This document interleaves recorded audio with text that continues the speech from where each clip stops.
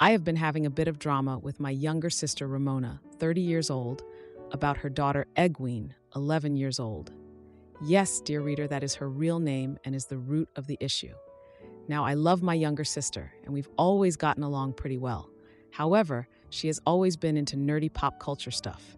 She plays Dungeons and Dragons weekly, loves Marvel movies, and is obsessed with fantasy novels. Her favorite, as you may have guessed, is the Wheel of Time series. Now, I know next to nothing about this series, but I knew enough to know that Egwene Alver wasn't a name she came up with on her own. When she announced that name, there was a bit of confusion and disapproval from the family, but no one strongly pushed back on it. That honor went to me. I tried to approach the subject calmly.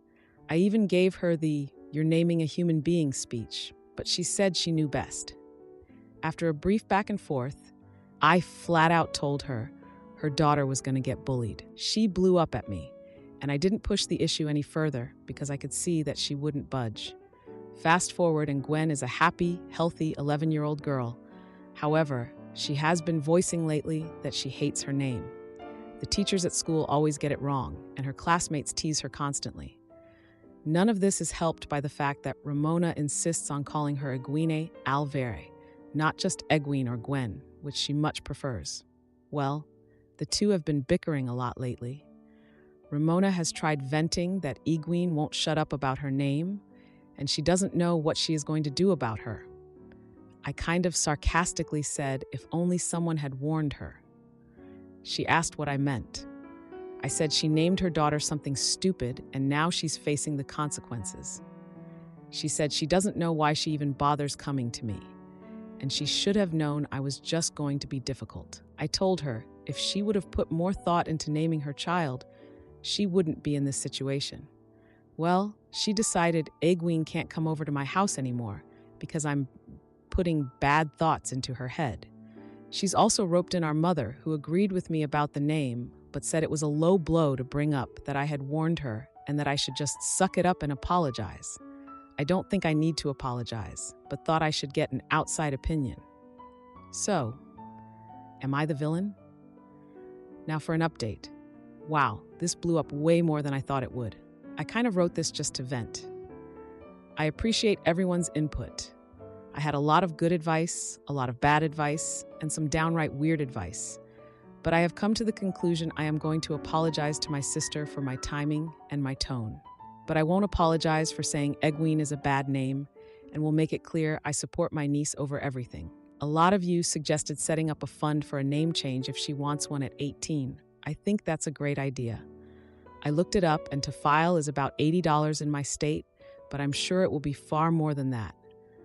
I'm going to set aside $200 for now and add to it when I can. Hopefully it will be a nice little fund when she turns 18.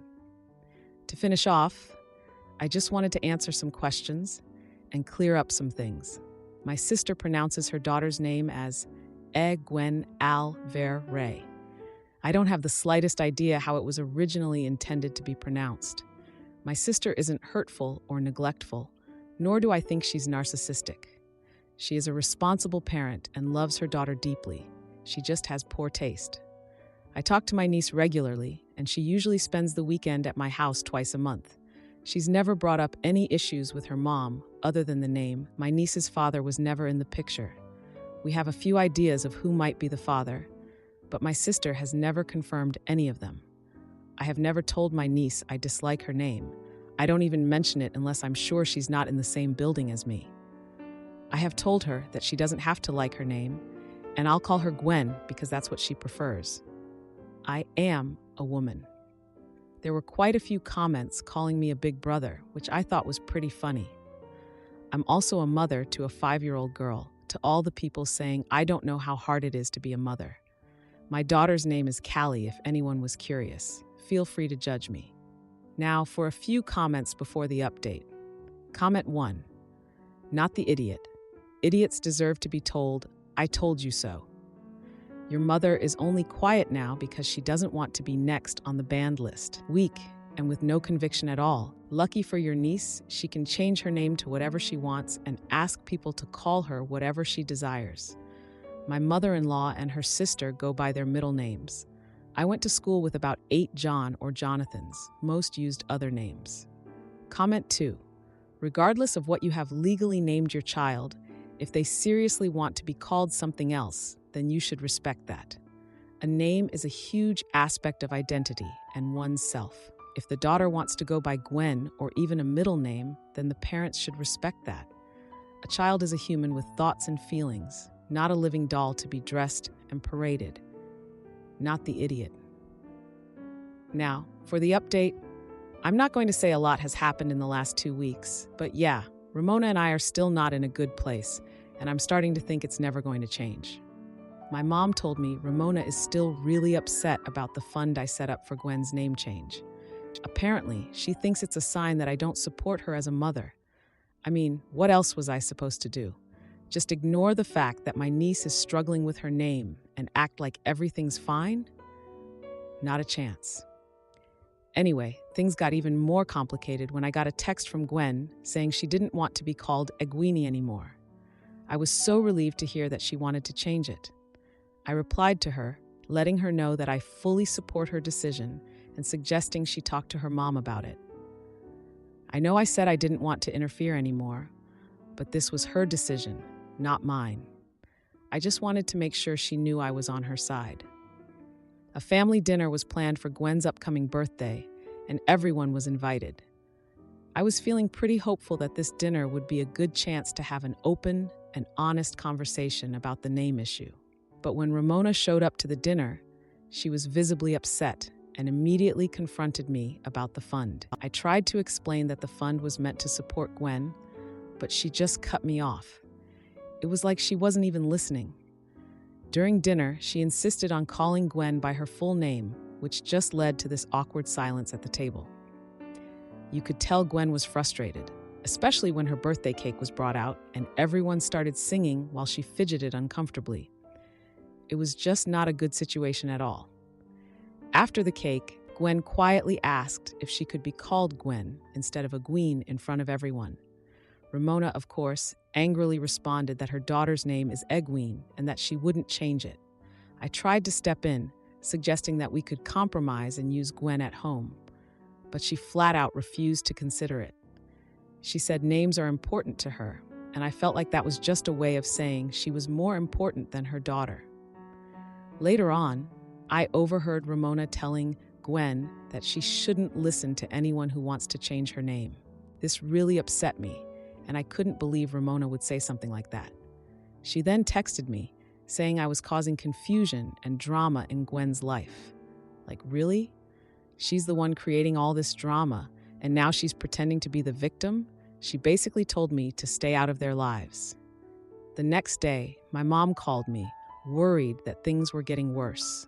She told me that Ramona has decided not to let Gwen visit her anymore. I was heartbroken to hear that.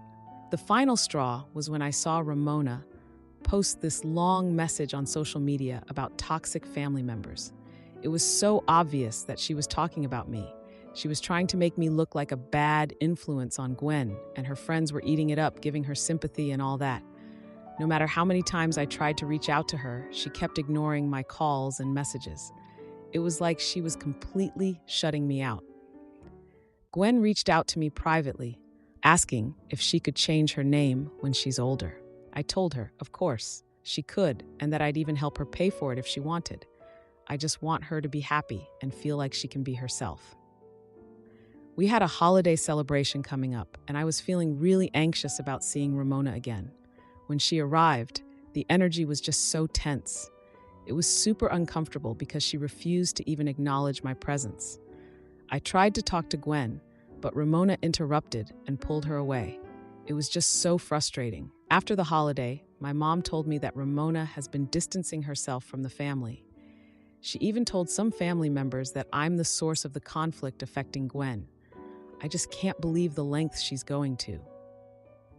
The final blow came when I found out that Ramona has decided to change Gwen's last name to her partner's surname.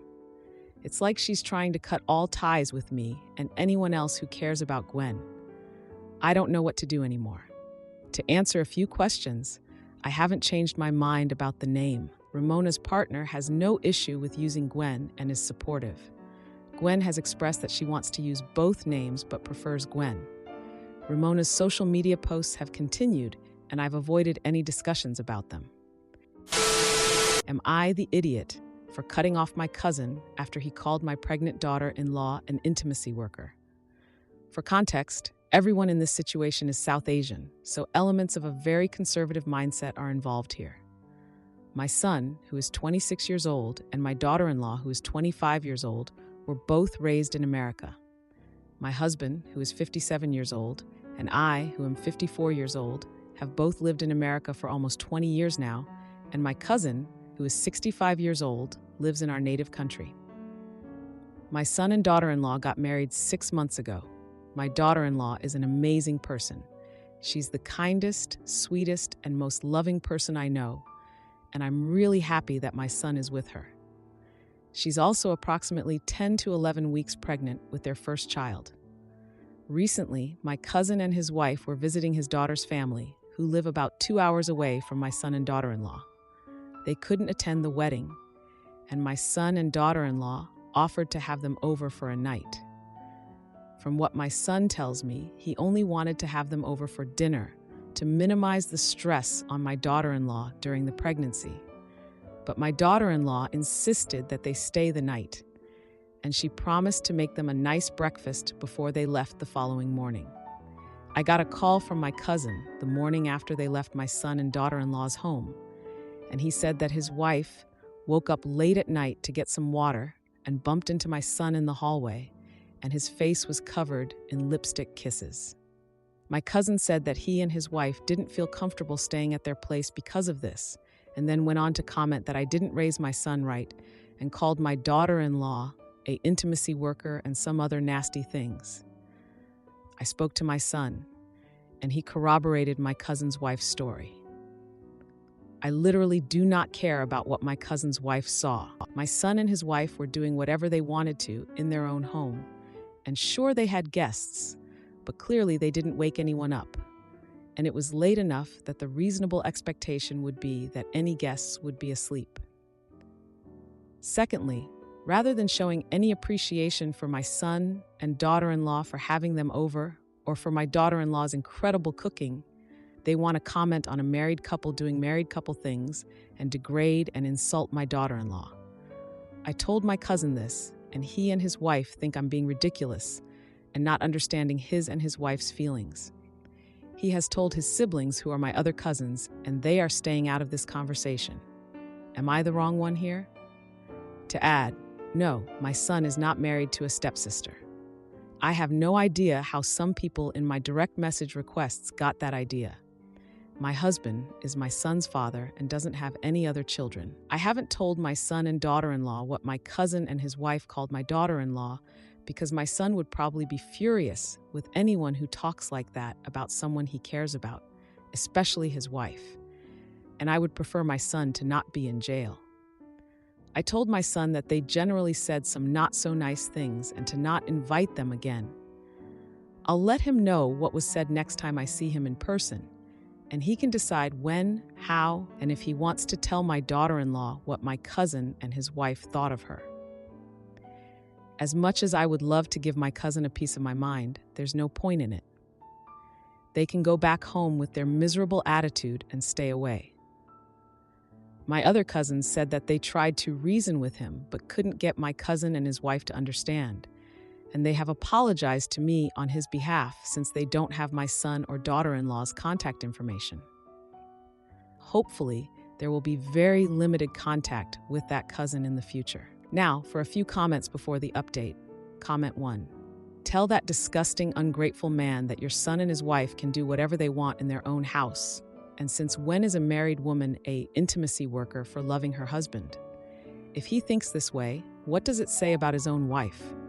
Now cut his drama and don't allow him to disrespect your family anymore. He needs a brain check. Comment 2. Not the idiot. Cut contact with that weird, ungrateful cousin. I would fully expect people going to South Asia to adapt to the culture, but the cousin should do the same in return. Also, calling your daughter-in-law that is disgusting, even dumber since she is married. Now for the update, I got a text from my son a few days after the dinner. He was organizing a family gathering at his house next weekend. He said he wanted everyone to clear things up and move past the drama. I wasn't sure how to feel about it. I mean, I didn't expect to see my cousin's wife in my son's house ever again. Still, I decided to go. We all needed to keep family ties, and my son was right. This couldn't go on forever.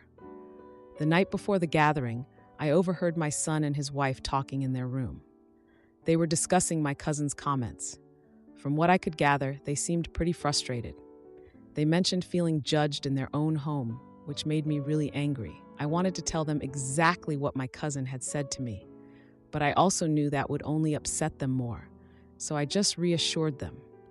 I told them that some people are just rude, especially when they don't know what they're talking about. When I arrived at the gathering, the atmosphere was super awkward. Everyone was polite, but you could feel the discomfort. Conversations were surface level, and no one dared to mention the incident. It was like we were all pretending nothing had happened. My cousin's wife showed up late, acting like nothing was wrong. I couldn't believe her nerve. I noticed my son and his wife exchanging glances whenever my cousin made a joke. At first, I thought it was just me being paranoid. But then my cousin started bragging about his job, trying to impress everyone. My son responded, but seemed uneasy, like he was just going through the motions. Then my daughter-in-law suddenly excused herself, saying she needed fresh air. I could tell something was bothering her, so I followed her outside. She looked like she was about to break down. I suggested that we leave early, but she insisted on staying for her husband. As the night went on, my cousin made another offhand remark about my son not being man enough to handle criticism.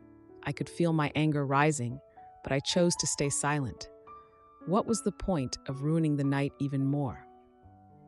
After the gathering, and my son confronted me about my cousin's behavior. He expressed his frustration over the comments, but also felt torn about family loyalty. I could see how conflicted he was, and it broke my heart. I encouraged him to set boundaries with my cousin because, honestly, something had to change. A few days later, my cousin called me to try and downplay the incident. He claimed he was just joking and didn't mean any harm. I saw right through his BS. He reacted defensively when I pointed out how rude he had been, insisting he was just being honest, which caused a rift in our communication. Later, my son thanked me for being supportive. He said he would talk to my cousin. I felt relieved that he was finally going to address the issue. A week later, he invited my cousin over for a talk, wanting to resolve things once and for all. He came home upset. My cousin had refused to take responsibility for his words. He claimed everyone was too sensitive and that he was just being real. My son was furious but also confused. He didn't know why my cousin had to be such a jerk all the time. Later, my daughter-in-law suggested they focus on their own family and let go of toxic relationships. I couldn't agree more. My son decided to limit contact with my cousin, which made me proud, yet concerned. I knew how much he valued family, but this was getting out of hand. Then a family wedding was announced, which made the drama worse. Everyone knew they'd have to interact, and the tension was obvious. Am I the idiot for taking a beach vacation instead of attending my boyfriend's friend's wedding, where he planned to cheat on me? So we've been together just over 13 months. We are planning on moving in together in about 4 months when his lease is up.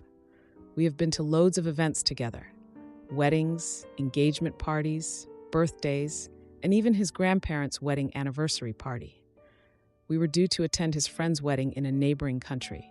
A few weeks before, he told me he didn't want me to go. This was just as I was booking my flights. I asked why, and he said I would be bored. I know his friend group well, so it's not like I wouldn't know anyone. Despite many heated discussions, he was adamant. This left a bad taste in my mouth, and I felt something was off. So 7 of my friends and I decided to go for a break at the beach while he was gone.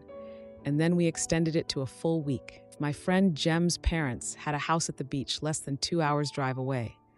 And the weather was supposed to be good, so we were excited. We were leaving on Wednesday and due back the following Wednesday morning early and going straight into work.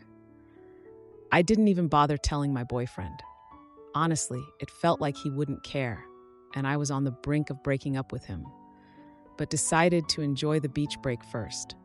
I got a call from Anna out of the blue. Anna was the girlfriend of my boyfriend's best friend, Sam. We had been due to travel with them. She overheard Luke talking to Sam. Sam was asking if he really wasn't going to bring me to the wedding. Luke said yes, because his ex, Lucy, had finally RSVP'd that she was going and had really delayed. She texted Luke and told him she couldn't wait to see him again and had a surprise for him. They had broken up 3 years ago, and she lived abroad. As far as I knew, they kept in touch a little. Luke was convinced the surprise was intimacy, as this had been some kind of a running joke between them when they dated. Anyway, he didn't want me there messing up his chance of having intimacy with Lucy. He said it was a one-off, but he had to do it. Well, that was enough for me. I knew I would be dumping him, but didn't want a week of him texting or harassing me to forgive him while I was at the beach. So I held off until we got back. On Tuesday, Luke texted and said he was sleeping over at my place until Thursday, as he would be leaving early Friday morning and would be gone until Sunday. He didn't ask, he just told me. I replied that he couldn't, as I was leaving very early on Wednesday morning for a week's vacation and would see him next week. I told him not to worry about keeping in touch because I was planning to be phone-free on my vacation as much as possible. He asked why I hadn't told him I was going on vacation, and I just said, I thought I had. He wanted to know who I was going with and 100 other questions.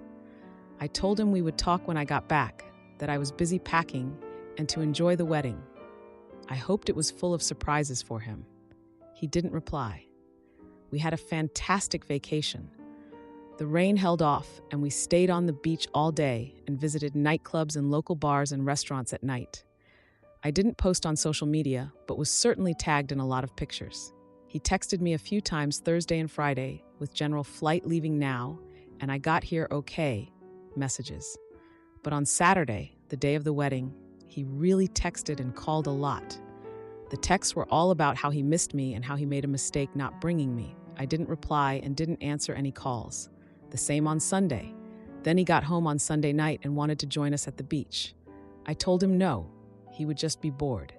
Now for an update. On Sunday night, Anna called me and couldn't stop laughing. His ex, Lucy, turned up to the restaurant Friday for the group dinner, and her surprise was that she was 7 months pregnant with her new husband's baby, and her shiny new husband was with her. Lucy played a cruel but hilarious prank on him, but it also ended our relationship, and I was grateful to Lucy for showing me who he really was. Luke arrived at my place Wednesday after I got back and was love-bombing me, telling me how much he missed me and apologizing again. At that point, I told him I knew why he didn't bring me and that his surprise wasn't intimacy but a pregnant ex and her husband. So I told him it was over. He planned to cheat, even if he didn't get the chance to. I was laughing at how Lucy pranked him, but honestly, I was still hurting inside. He tried to get me to change my mind because he hadn't actually cheated, but I wouldn't. Am I the bad person for dumping him even though he didn't actually cheat? Now, for a few comments before the update. Comment 1, you're not married. There are no children involved. He absolutely planned to cheat on you. Definitely not the antagonist for throwing the whole man away as soon as he showed you that he is trash. Comment 2, not the antagonist. Play stupid games, win stupid prizes. Had Lucy not pranked him, he fully intended to cheat on you. Be secure in your decision and better luck next time. Now for the update. A few months have gone by since I broke up with Luke. Honestly, that was the best decision I ever made. I spent the last few months focusing on myself and hanging out with friends. I realized I had a lot of stuff to deal with on my own, and I really needed to enjoy life without someone else's crap weighing me down. I was finally feeling like myself again. I even started dating this amazing guy named Mark.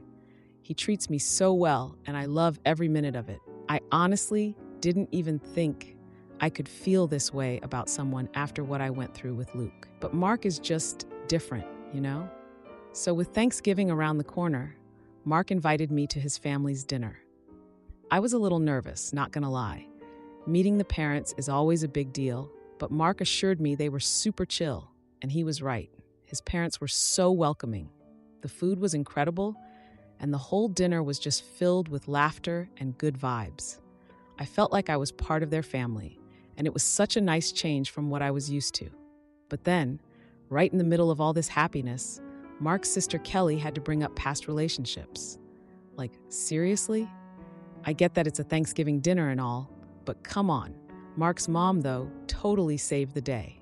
She started telling this hilarious story about how she and Mark's dad met, and it totally lightened the mood. We were all cracking up, and I was just so grateful for her timing. After that, the conversation shifted to family traditions and some pretty embarrassing moments. I shared a few of my own family stories, and they all laughed at how ridiculous my family can be sometimes. It felt good to be able to share that part of my life with them. But then, in the middle of all this, my phone buzzed with a message from Anna, Luke's friend's girlfriend. Anna asked if I had heard about Lucy, Luke's ex. My heart kind of dropped, but I discreetly checked my phone during a lull in the conversation.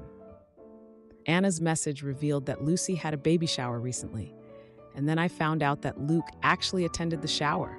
Like, what the hell? Mark noticed I was distracted and asked if everything was okay. I just said, yeah, everything's cool, and tried to shake off the news. After dinner, Mark's family played board games, and it was a blast. I was having so much fun just being with them, but I eventually excused myself to call Anna back. When I called her, she told me that Luke and Lucy were back together. Apparently, he's acting like a dad now, too. I just couldn't believe it. I returned to the game, but I was just trying to shake off all of this news I had gotten. Mark's family was teasing him about being the favorite child, which was kind of funny. A week later, I ran into Luke at a local grocery store. Guess what? He was with Lucy, who was pushing a stroller. I saw them from a distance, and I was like, no way, this is not happening. Luke noticed me and waved, looking all awkward. I just smirked and turned away. I wasn't about to engage in some weird conversation with them. I walked away and ran into a mutual friend, Emily. She looked surprised to see me. Emily casually mentioned that Luke had been posting pictures with Lucy. I just laughed and thought about how he tried to keep me from that wedding. Feeling inspired, I decided to post a fun picture of myself and Mark on social media. The picture got a ton of likes and comments from my friends, and it just made me feel so good. A few days later, I got a message from Luke. He asked if we could talk, claiming he missed me. I couldn't help but reply with a screenshot of my picture with Mark. His response was immediate, and he seemed really upset. I just turned my phone off and enjoyed a quiet evening with Mark. We watched movies, laughed, and just enjoyed each other's company. Honestly, I couldn't be happier right now. I've come so far in such a short time, and I just feel like I'm finally living my life for myself. Edit. It's been a journey since the breakup. I focused on myself, went to therapy, and found a supportive circle of friends. Mark and I are still together and doing great. I'm learning to trust again and enjoy love without the baggage. I'm grateful for the growth and the happiness I have now. If you like this video, you'll probably like these too.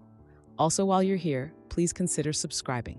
It's your support that keeps this channel alive and allows me to make better and longer videos. Have a great day.